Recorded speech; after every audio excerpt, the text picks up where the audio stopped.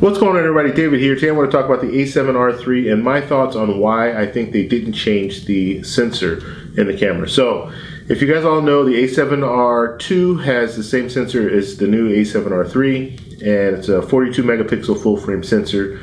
And I think they didn't change it because they didn't need to. It's 42 megapixel full frame image that's far above most cameras. I think there's only one camera in this range that's better than that, and that's the Nikon D850.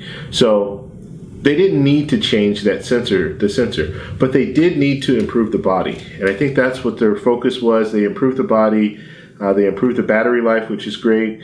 They gave you two card slots, so dual card slot, which is something that every professional photographer needs. I mean, if you're shooting a wedding, you need to have dual card slots. You need to be able to back up your images while you're taking them.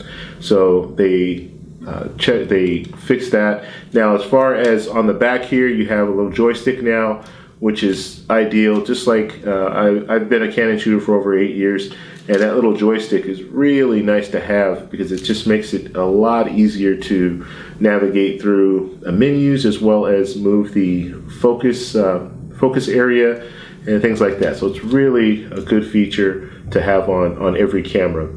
And then the last thing here, they moved the record button, and I think that was a wise decision. The record button's now in a better place. It's on the inside now, so it's not where it used to be on the outside there, where it's awkward to push, and now you can do it all one motion. I like when I'm using a camera, you'll get used to where the buttons are, but I like to have the buttons kind of really easy to navigate to. The only thing that I wish, the AF button I use because I'm a back button shooter, so I like to use the back button focus.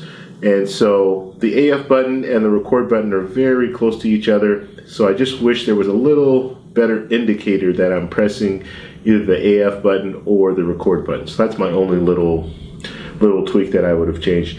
But I think overall they did an excellent job with the body, and that's what needed to be improved, because I'm now focused on using this camera as a primary camera for weddings, whereas I wasn't there before. The A7R II wasn't good enough as far as the body. The images, yes, the images are fantastic, but the body, I needed to have the dual card slot. I needed to have longer battery life. So those are the two things that I needed to have, and they put that in this camera, and I think that's what their focus was. That's why they didn't go higher than 42 megapixels or change the sensor in any way. So that's my thought. What are your thoughts? Please leave them in the comments below. If you have any questions, you can also leave them in the comments below, and I'll try to answer those for you guys. Once again, thank you for watching. If you like the video, please give me a thumbs up. Please subscribe for more, and I'll talk to you guys in the next one. Bye.